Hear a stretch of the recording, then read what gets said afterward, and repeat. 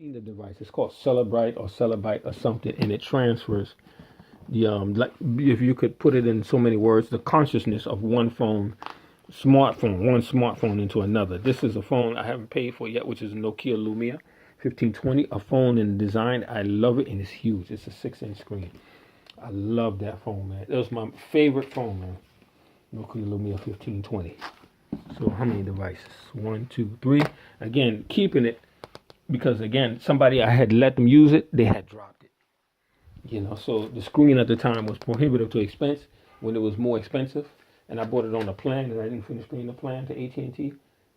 And the number I still remember. I think it was 715-715-8051. I think that was the AT&T number.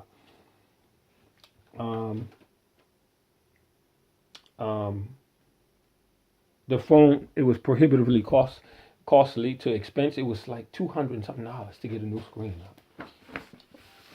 See, I didn't finish playing. This is another one. If you notice the continuous sign of broken screens, the symbology in it, broken screens, cracked screens. Which this one now, when I had the modem yesterday as well as the data device, that little data thing from Tenda is good in case you erase all drivers and you clean out a device, and then you install a new installation of Windows. This is a Windows.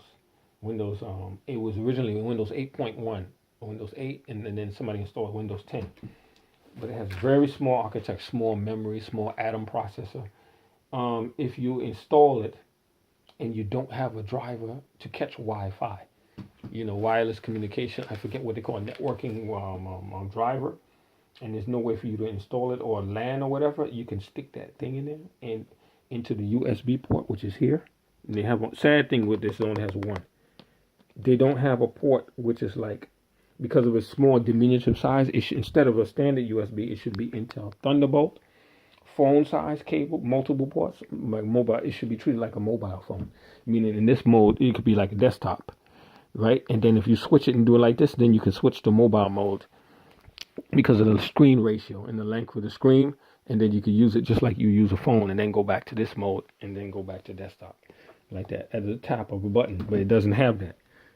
So you put the little modem to catch Wi-Fi in there in case you don't have a driver for wireless LAN or whatever. And this part has a micro SD slot over here, and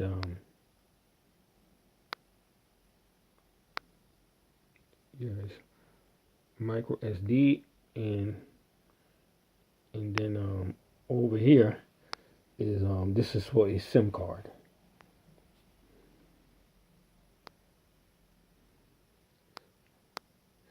SIM cards. For the SIM card, this one's for micro SD. So that type of thing, you don't need it anymore because you could take a SIM card, but it would be cool if you could put multiple SIM cards and run multiple phones into a single device simultaneously. So you don't have to keep multiple phones, and then you can keep the numbers, or you can then delegate the numbers from actual mode to virtual mode in case you lose the SIM card or whatever, and then you destroy the IMEI or the identification number of that SIM card, and then you get another, so that people can't use that your SIM card if you lose it for data. So I got 3 or 4 devices. Just make sure I put them all in here. Alhamdulillah, I put them all in there.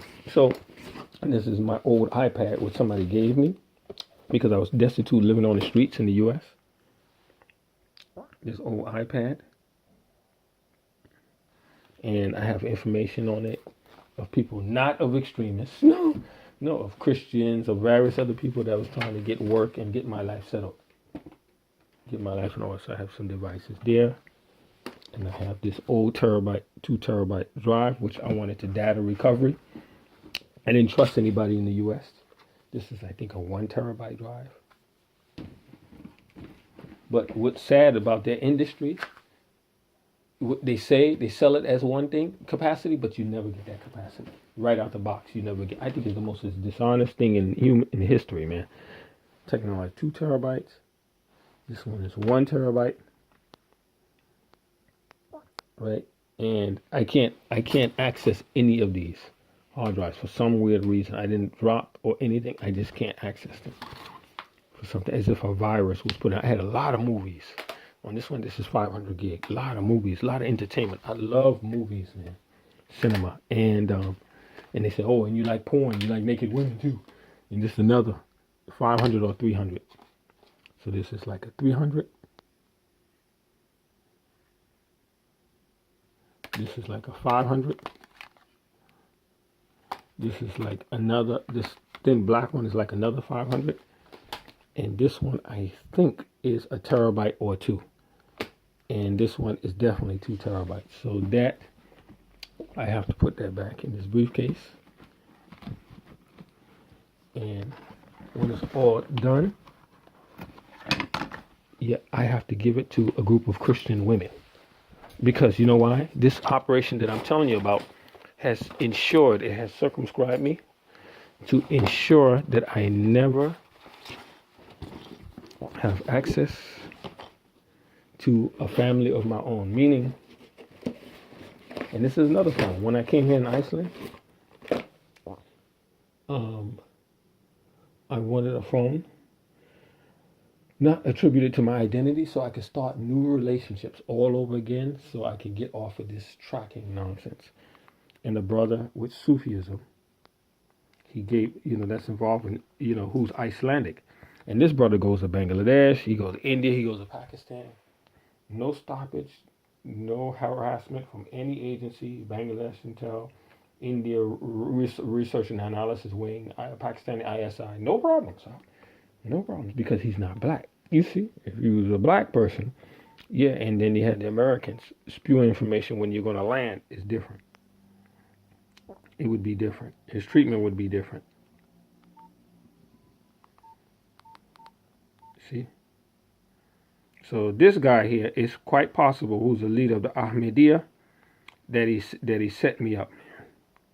Yeah, it's quite possible, man. Very, very, very unfortunate. Very unfortunate, man. For a Muslim or reclaiming to Islam to do something like that, man. Very,